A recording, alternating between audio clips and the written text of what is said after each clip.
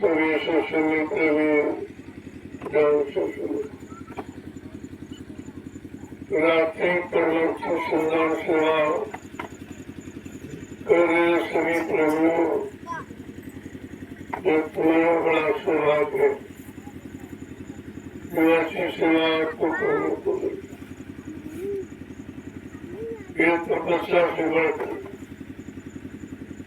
ऐसी भीषण गर्भवश में जो आप ये परमार्थी संधान सेवा कर रहे हो, ये किसी तपस्या से कम नहीं है। तपस्या तो लोग अपने स्वार्थ के लिए करते, लेकिन तुम्हारी ये तपस्या परमार्थ की है, इसमें आपका कोई स्वार्थ नहीं।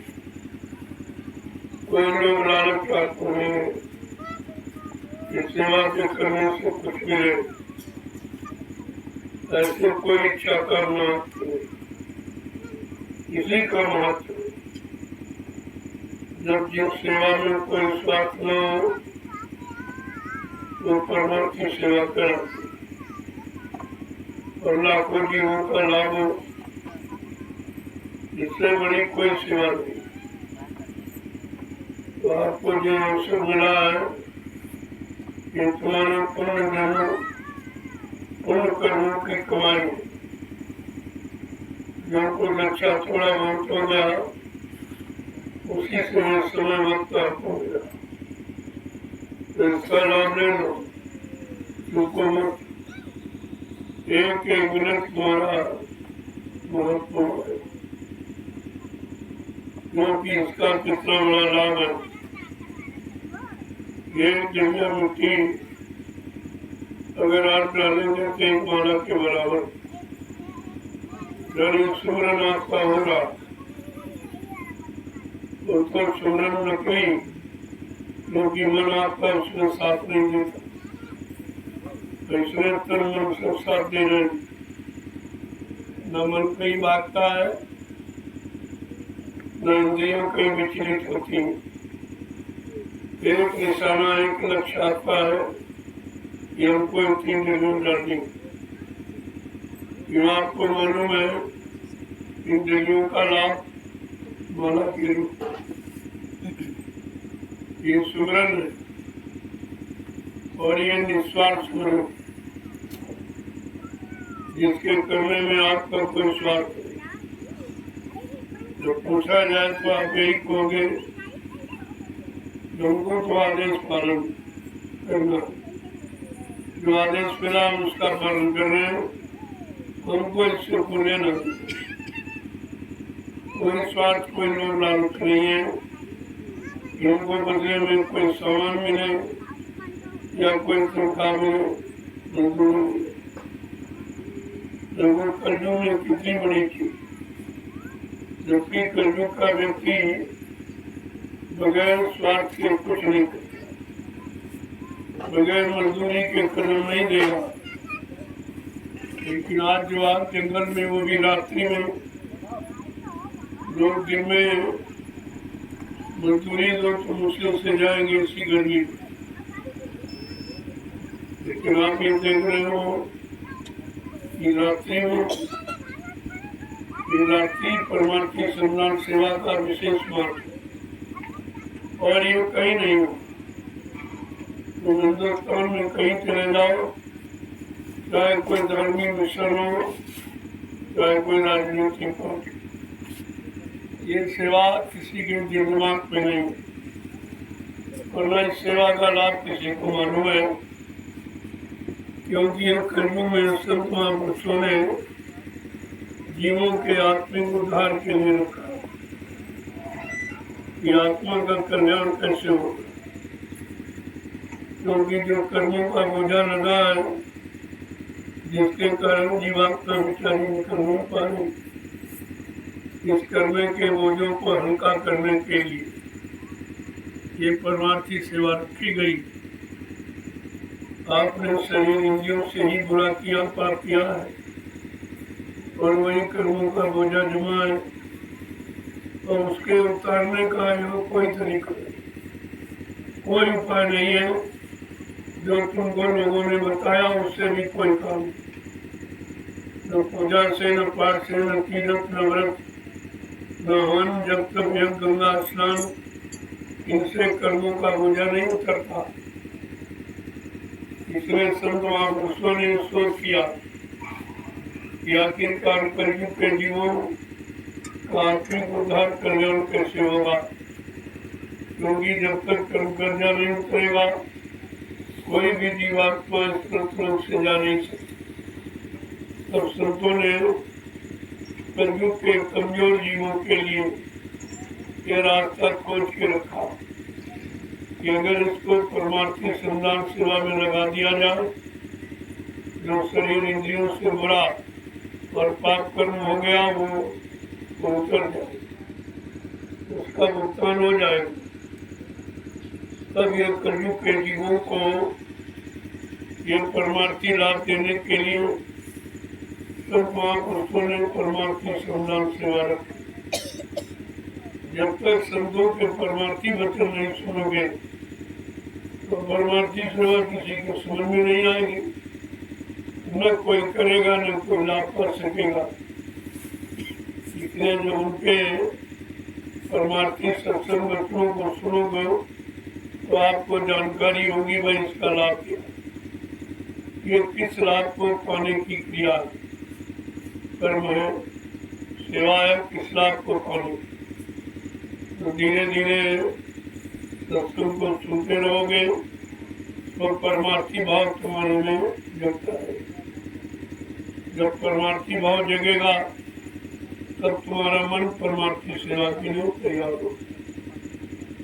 आज वही अवसर आपको मिला है, इसका आप लोग लाभ उठा। कोई सेवा का कैसा इशारा हो जाए, आप ये समझो हमारे लाभ का, हमारे उद्धार कल्याण के लिए सेवा रखें। जब ऐसे मजबूत विचार तुम्हारे अंदर बन जाएंगे तो तुम लाभ से वंचित नहीं रहोगे। अगर मजबूत विचार नहीं बने तो आपको शंका हो जाएगी, संदेह भूल भ्रम हो जाएगा, अज्ञानता आपको घेर लेगी और परमार्थी सेवा से आप वंचित रह जाओ। ऐसे तो जीवों का कर्म बोझा नहीं उतरा और बेचारे फंसे के फंसे रह गए। अब ये अवसर मिला है, इसका कुछ न कुछ यथाशक्ति जितना शरीर साथ दे उतना आप परमार्थी सुंदर सेवा करो। जब करने लगोगे धीरे धीरे हिम्मत बनेगी। जैसे शरीर से पसीना निकला तो शरीर एकदम चेतन हो जाए और सेवा में आपका मन लगने लगे।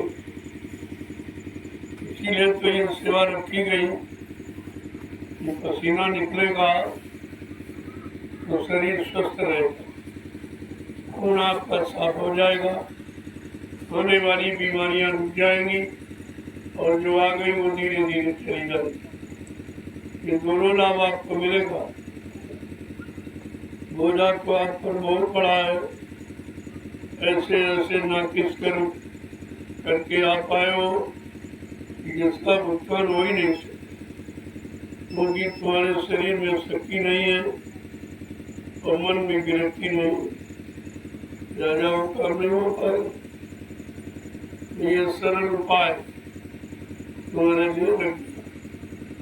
जो भारी कोई मुसीबत आने वाली, कोई जानलेवा बीमारी होने वाली, उसको छोटी सी बीमारी लाकर टाल दिया जाए। कोई जुकाम है, कोई बुखार है, कोई सर्दी है, कोई दर्द है, जिससे आपकी भारी बीमारियां चलती। बीमारियां तो ऐसी ऐसी आनी वाली जिसमें तुम्हारा शरीर चला जाए, लेकिन जीवात्मा की सुरक्षा की जाती है और शरीर से भुगतान करा दिया जाता है। शरीर भुगतान के लिए और भुगतान कराना सबको मालूम है कि भारी भुगतान आप कर नहीं सकते, इतनी शक्ति नहीं है, इतनी सामर्थ्य मन में ताकत नहीं है। लिहाजा थोड़ा बहुत निमिष मात्र तुम्हारे भोगों को कम करने के लिए, तुम्हारे कर्म कर्जे को उतारने के लिए निमित्त मात्र कुछ न कुछ आधार बना दिया। कभी बुखार आ गया, कभी जुकाम हो गया, कभी सिर दर्द हो गया, कभी कुछ। तो भारी रोग बीमारी को रोक दिया जाए, क्योंकि वो भारी रोग बीमारी आप सहन नहीं कर सकते, हमारा शरीर बर्दाश्त नहीं कर सकता, क्योंकि शरीर में इतनी ताकत नहीं है। आपने सारी ताकत भोगों में खर्च कर दी, तो तुम्हारे बाद बचा कुछ। अब जो बची है शक्ति, उसी में आपका काम होना है और काम को आपका बनाना है। तो इसके लिए सरल उपाय रखा गया, क्योंकि बगैर कर्मों के भुगतान के जबरदस्ती नहीं जीव को ले जाएगा। एक काल ने पहले ही वाचा करा लिया, वादे करा लिए, खैर तुम जीवों को तो ले जाओगे, लेकिन जबरदस्ती नहीं करो। और जीव जिस योनि में शरीर में आया है, उसमें आप नफरत नहीं करोगे। लोगों कितनी बड़ी, और जिस योनि में जाएगा और इस योनि में अगर नफरत करेगा तो सजा नहीं दे पाए। तो कहा आप जबरदस्ती करना और पिछले जन्म की याद मत कराना, मैं हमारा कर्म कर देगा। ये 3 वाचा 3 कौल करार कार्य करा लिए दयाल से। ठीक आप जीवों को ले जाओ, लेकिन अपनी शक्ति का प्रयोग नहीं करोगे, नहीं तो कोई जीवाना कर्जा नहीं देगा, आप ऐसे ले जा सकते। तो आप अपनी शक्ति का प्रयोग धीरे धीरे धीरे धीरे जगा कर और कोई सरल उपाय उसको लगा कर आप ले जाओ। मैं कोई दखलंदाजी नहीं करूँगा, लेकिन जबरदस्ती मत ले जाना, नहीं तो हमारा कर्म कर्जा नहीं देगा। और जिस शरीर में उसको भेजा जाए उसमें नफरत मन होने देना, फिर भी हमारा कर्जा नहीं देगा। और कहा कि यह सब इसीलिए पहले कौन करार करा लिया था।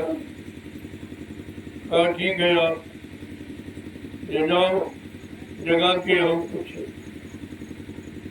क्योंकि आप में पावर है, आप ऐसे ले जा सकते सदैव, और शरीर सहित ले जाकर किसी ऊपर के मंडलों में ठहराकर उसके कर्मों का भुगतान आप करा सकते, मुझे मालूम है, लेकिन आप ऐसा करना नहीं तो जीव हमारा ये कर्म कर्जा नहीं देगा।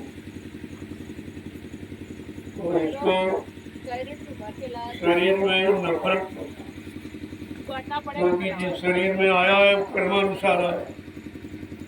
जब बुरे खराब पाप कर्म किए तभी निकृष्ट नीति योनियों में उसको जन्म दिया।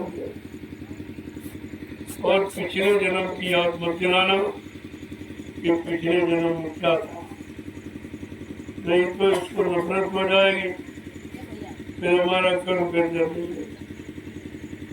ये 3 वादे कार्य करा दिए। उन्हीं वादों के कारण संत महापुरुष अपनी शक्ति का प्रयोग नहीं करते, धीरे धीरे आहिस्ते आहिस्ते जीवों को जगाते रहते और घर पहुंचाते। काल को भी कोई तकलीफ नहीं होती है और जीवों का काम भी हो जाता है। इतने दयाल काल पर भी दया करते हैं। ये हम तुम्हारी व्यवस्था को बिगाड़ेंगे नहीं, तुम्हारे राज को छिन्न भिन्न नहीं करेंगे, लेकिन धीरज से अपने जीवों को जगा के ले जाएंगे। फिर आप उसमें कोई दखलंदाजी मत, किसी तरह की आपत्ति मत। अगर तुम करोगे तो मैं अपनी शक्ति का प्रयोग कर दूंगा, तो ये सदैव चले जाएंगे, फिर तुम्हारा कर्म कर देने होगा, तुम नहीं पाओगे। तो ये सब व्यवस्था, ये सब तरीका है। आपको जानते हो, छोटी सी तकलीफ आ गई, आप बेचकर हो गए, तो तुम्हें नहीं मालूम बार बारी तकलीफ तो आपको बताया जा, भोग तो तुम्हारा ही है, कर्म तो तुम्हारा ही, जिसके कारण इसे कमजोर करना पड़ा, छोटा करना पड़ा और बहुत ही निमिष मात्र जुकाम बुखार आया तो भारी आपत्ति बच गई, उससे आपको सुरक्षित रखा लिया गया, नहीं तो आपको शरीर में चला जाता। तो फिर जीवात्मा को बताया जाता है और शरीर से भुगतान करा दिया जाता है, क्योंकि जीवात्मा से तो आपने किया नहीं, करीब तो कर किया तो आप शरीर इंद्रियों से किया, इतने शरीर इंद्रियों को भुगतान करना पड़ता है ताकि इसका भी कर्म करना निपट जाए। और जीवात्मा इसी मन के द्वारा किए कर्मों के कर्म करने के कर्म नहीं जा पा रहे। पाक साहब निर्मल है तो जा सकती, लेकिन उसने वादा किया कि बगैर हम तुमको साथ ले वापस नहीं जाओ। और यह संग दोष लग गया, इसी संग दोष के कारण ये बेचारी फंसी पड़ी है। तो उधर शरीर का भुगतान भी पूरा कराना है, उधर जीवात्मा का कल्याण भी होना। अब दोनों काम तुम्हारे एक साथ में हो रहे तो कुछ तो तकलीफ होगी, ऐसे तो सहन में नहीं निकल। लेकिन दुनिया के लोगों को देखो कि तकलीफ भी उठा रहे, कर्म कर्जा भी नहीं उठा रहा और जीवात्मा का कल्याण भी नहीं हो रहा, उनका कोई कम नहीं हो रहा और परेशानी तुमसे ज्यादा उठा। जब अपने आप को समझोगे तब तुमको संतुष्टि हो जाएगी, चलो हमारा काम किया जा रहा, बोझा तो हमारा ही है, ढोना तो हमको ही, लेकिन उसमें छूट की जा रही, उसमें सरलता सुगमता की जा रही, तब आपको जीव को तसल्ली होगा। चलो कोई बात नहीं है, ये तो कर्म कर्जा भारी था और कम करके भुगतान कराया जा रहा, लेकिन तुम उतने कमजोर हो और कम वाला भी तुम्हारे से बर्दाश्त नहीं, तो तुम भारी कैसे बर्दाश्त, जिसमें तुम्हारी जाने चली जाओ ऐसा कर्म कर्जा। फिर जब जीवात्मा नहीं रहेगी तो शरीर नहीं रहेगा, और शरीर नहीं रहेगा तो कर्म कर्जा कैसे भुगतान कराएगा। इसलिए शरीर को भी रखा जाता और जीवात्मा को समाप्त, ये दोनों काम आपके एक साथ हो। कहा जब कई जन्मों का और एक ही जन्म में चाहते हो तो कुछ तो महंगा पड़ेगा, अनंतों जन्मों का बोझा है, तुम्हारे कर्मों का तुम्हें मालूम नहीं, भूल गए वो कहते एक जन्म में पार कर दीजिए। जब अनंतों जन्मों का कर्म कर्जा एक जन्म में पूरा कराया जाएगा तो महंगा पड़ेगा, वही है महंगा तकलीफ करो कि आपको कुछ तकलीफ सहन करनी पड़े तो बर्दाश्त करो। धीरे धीरे बर्दाश्त क्षमता कुछ आ जाएगी, कुछ मिल जाएगी उधर, तो तुम बर्दाश्त करना सीखो और उसी बर्दाश्त करने में धीरे धीरे समय आपको पूरा हो जाए। तो कोई विशेष तकलीफ है तो बहुत छोटी मोटी निमिष बात, लेकिन तुम्हारे शरीर में शक्ति नहीं है, इस कारण तुमको भारी मान, ये तो कुछ भी नहीं, सुई के नोक के बराबर, लेकिन सुई के नोक के बराबर भी आप में शक्ति नहीं की बर्दाश्त, लेकिन कर्म कर्जों का बोझा अगर उतरवाना तो कुछ को बर्दाश्त करना है और जीवों को बर्दाश्त करना सीखना चाहिए। कि थोड़ा सा बर्दाश्त करो और भारी चल जाएगी, जैसे तुम्हारे पैर में कांटा लगा बहुत दर्द कर रहा, लेकिन कांटा जब निकाला जाएगा तो निकालने में दर्द ज़्यादा होगा। तो दर्द को अगर आप बर्दाश्त कर लो तो हमेशा के लिए दर्द खत्म हो जाए। एक बार दर्द को बर्दाश्त करने से हमेशा का दर्द चला जाए। ऐसे एक बार अगर बर्दाश्त करना सीख जाओ तो ये हमेशा का आपका कर्म करना खत्म हो जाए। न आपको आना है, न पैदा होना, न जमना है, न मरना है, कुछ नहीं। ये कितना बड़ा काम है जो संत महापुरुष बड़े हल्के में आप करते हैं और जीवों को इस पर विचार करना चाहिए। इसीलिए उन्होंने हम सब कलयुग के कमजोर जीवों के लिए बहुत सरल रास्ता रखा है कि शरीर इंद्रियों के द्वारा जो भी बुरा पाप कर्म हो गया तो शरीर इंद्रियों के द्वारा ही भुगतान करा दिया जाए तो तुम्हारा भजन बच जाए। तो थोड़ा बहुत समय देखो 2-4-10 मिनट तो आपका बच जाए। इसलिए शरीर के द्वारा किया हुआ कर्म शरीर से ही भुगतान करा दिया जाता और भजन को सुरक्षित बता दिया जाता, सेवा को सुरक्षित बता दिया जाता। तो फिर भी आपके साथ कितनी नेकवासी हो, लेकिन वो इस रात को आप जानते नहीं कर्मों के विधान। जय गुरुदेव, जय गुरुदेव, जय गुरुदेव, जय गुरुदेव। जय गुरुदेव नाम किसका प्रभु का, जय गुरुदेव नाम किसका प्रभु का, प्रभु का प्यारा नाम। जय गुरुदेव। जोर से बोलो जय गुरुदेव। सब मिल बोलो जय गुरुदेव। बोलना होगा जय गुरुदेव। अभी से बोलो जय गुरुदेव। दुख दर्द हरेंगे, जय गुरुदेव। सब कष्ट मिटेंगे, जय गुरुदेव। सुख शांति भी देंगे, जय गुरुदेव। सबके दाता, जय गुरुदेव। सबके मालिक, जय गुरुदेव। प्रेम से बोले जय गुरुदेव। ये नाम नहीं इंसान का, ये नाम है प्रभु का, ये काम नहीं इंसान का। ये काम है। लोगों इस बात पर जानो काम आपका हमेशा हो। जो भी समय आप दे रहे हो उसमें आपका काम ही किया जाए।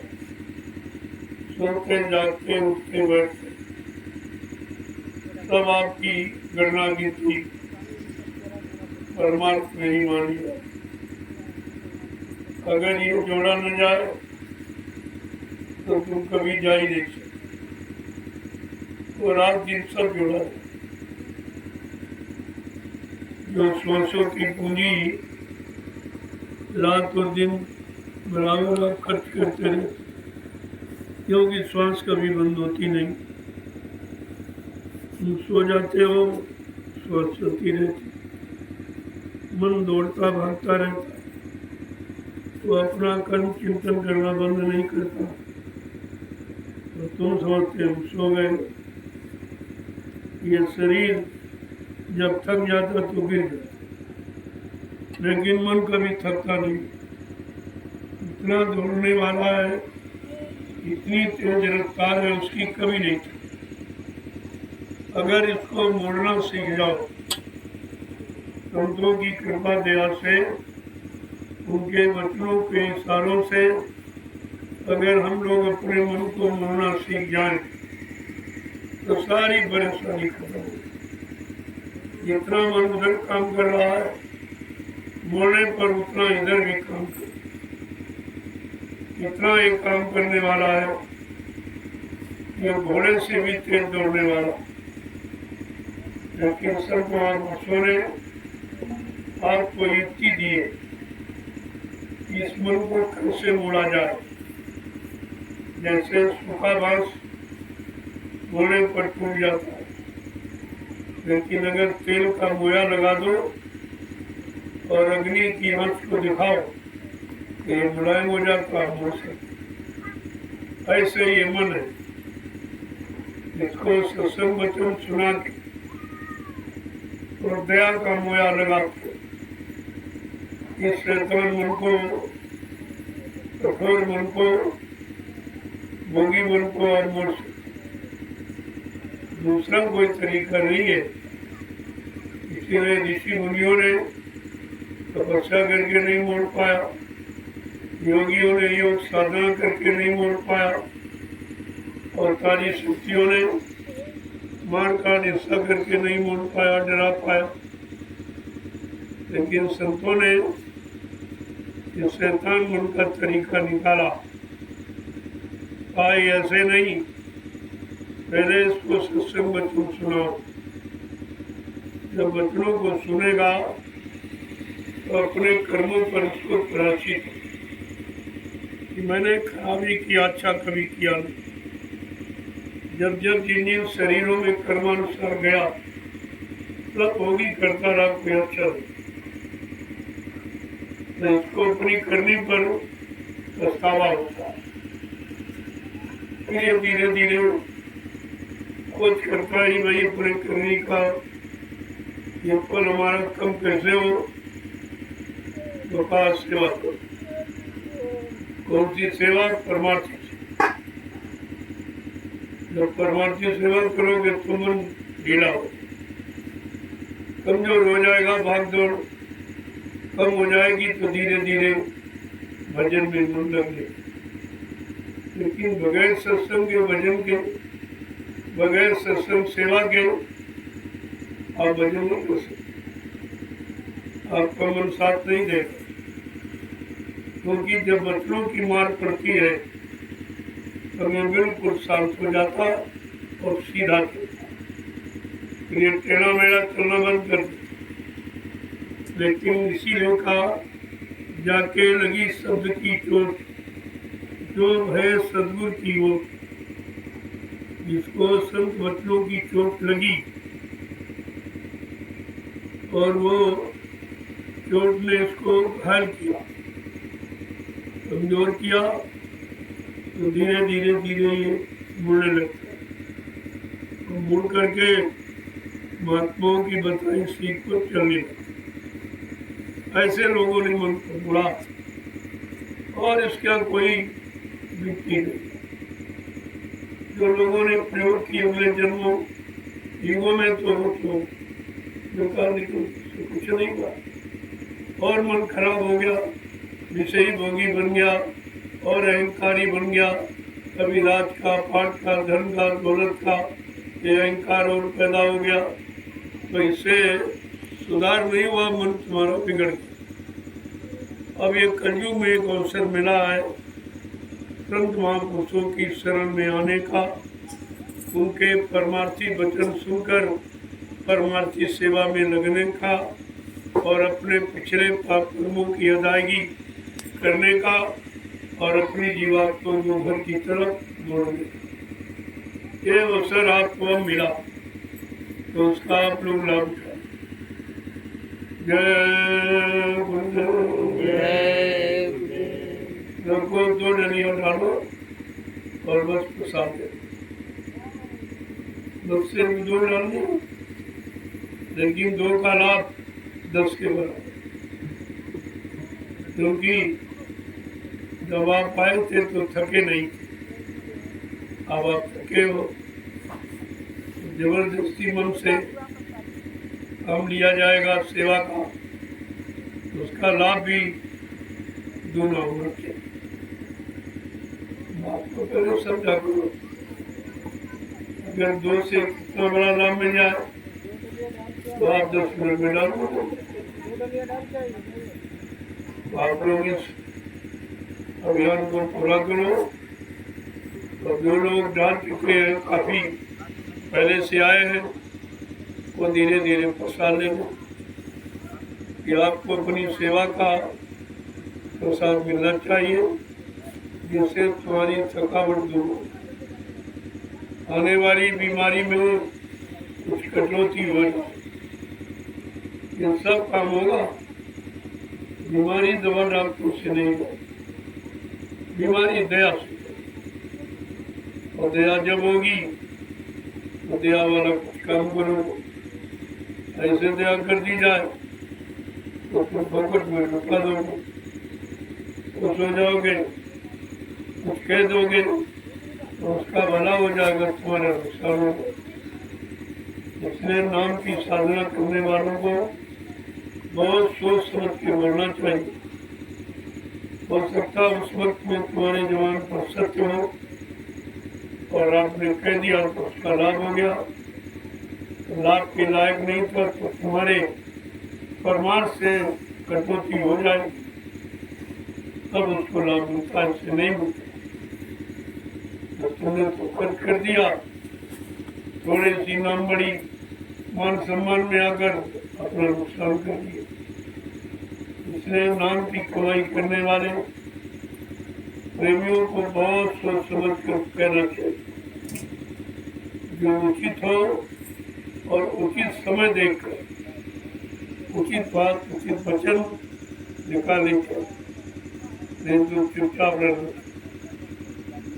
इसीलिए कम बोलना साधक के लिए अनिवार्य है। अगर बोलने की इच्छा है तो गुरु चर्चा में बोल, वैसे मत बोल, लेकिन गुरु चर्चा में बोल। गुरु की चर्चा करने में तो आपको जबान खोलने का अधिकार होगा, तो तुम दिन भर अल्लाह मचाते हैं, दिन भर शोर मचाना आवश्यक नहीं, जरूरत फिर भी बोलते रहते हो, तो करते हो कम और खर्च ज्यादा करते हो, इसलिए तुम्हारे पास कुछ बचा नहीं है। तो तुम गिनती करते हो, इतने दिन हो गए, इतने साल हो गए, लेकिन इतने सालों में आपने किया कम है, नुकसान ज्यादा किया। और उस बात को तुम समझ नहीं पाए, तो धीरे धीरे समझने का प्रयास किया कि क्या कहा जा रहा, क्यों कहा जा रहा, किस लाभ के लिए कहा जा रहा। तो समझने लगोगे तो अपने लाभ को बचा के रखो, अनावश्यक खर्च नहीं करो, क्योंकि तुमको किसी को कुछ देने का अधिकार नहीं। अभी तुम्हारे पास अपने भर का नहीं, अपना ही काम बना लो, उतना नहीं है तो दूसरे को क्या दो। लेकिन तुम्हारी समझ में नहीं आता तो कुछ न कुछ कहते रहते, और उसमें कभी कभी सत्य निकल जाए। तो 24 घंटे में एक बार जवान पर सकता था, लेकिन वो समय घड़ी आपको मालूम नहीं कब आता। तो कार भाई मत खोल, लेकिन हरी चर्चा में बहुत, हरि और गुरु की चर्चा में बोलने का अधिकार है वैसे, लेकिन आप बोलते को आदत खराब कर रखी है, अनावश्यक बेमतलब बोलते रहते, उसका कोई असर प्रभाव किसी पर नहीं, तो धीरे धीरे अपनी आदत खराब करते रहते। जय गुरुदेव, निंदा आलोचना बुराई इससे तो बहुत बचो, ये सबसे खराब रोग है, और कलयुग में जीव इससे बचना बड़ा मुश्किल है। कलयुग का जीव निंदा आलोचना बुराई के सिवा कुछ कर ही नहीं सकता। अच्छा तो नहीं कर सकता, लेकिन बुरा करने की आदत बनी हुई, बुराई करने की आदत अच्छाई की आदत नहीं। तो इसीलिए परमार्थ आपका कुछ बनता नहीं है, जो थोड़ा बहुत किया वो भी खत्म कर देते। इसीलिए सत्य मत के प्रेमियों के लिए सदगुरु की सत्य हिदायत, इन 3 बातों को सदैव याद रखो। न किसी की निंदा करना, न सुना, नहीं तो उसके पाप के वजह से लग जाओ, और कम खाना जिससे जितना हजम कर सके, तो हजम होगा सही तो सही तुम बनेगा, ताकत सही बनेगी। और कम खाना यानी बर्दाश्त कर, ये कलयुग में बहुत बड़ी चीज है बर्दाश्त क्षमता। और इस समय बर्दाश्त क्षमता जीव में है नहीं। हम न तो सम्मान को बर्दाश्त कर पाते न अपमान।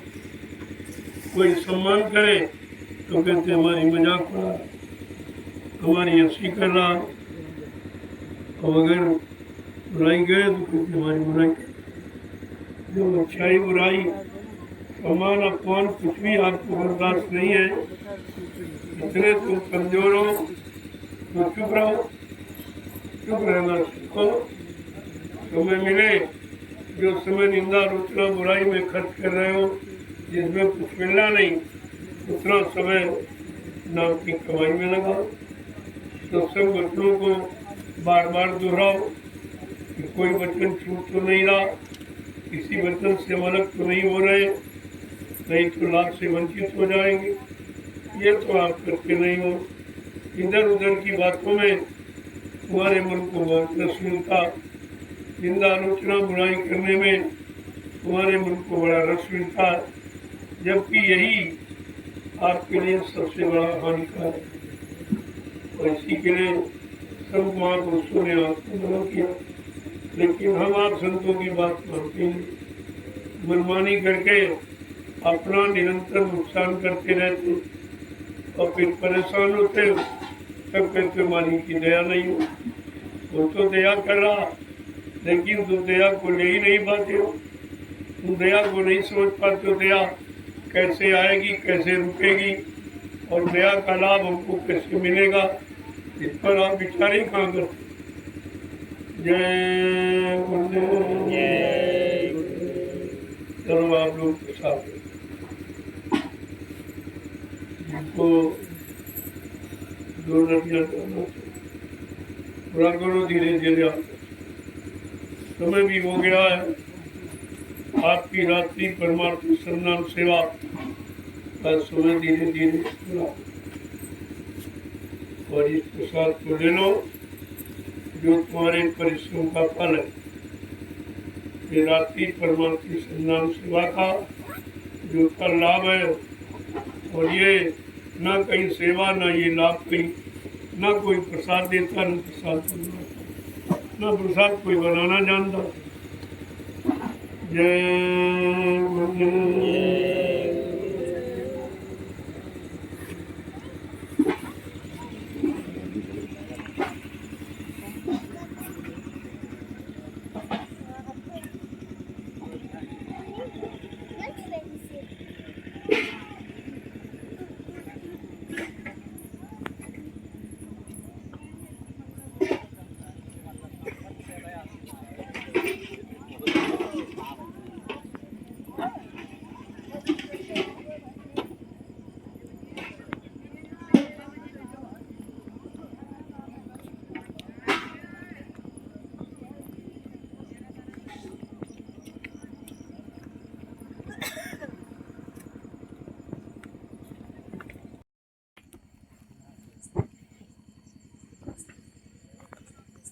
जय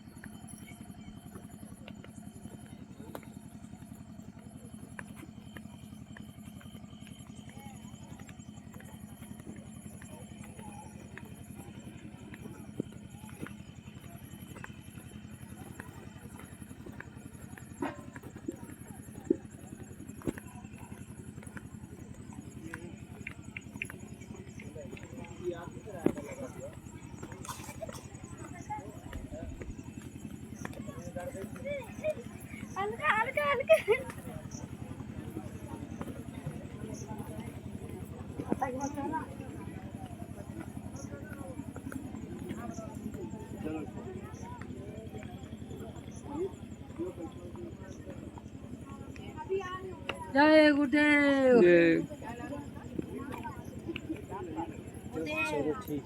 गुरुदेव हमारे प्रसाद को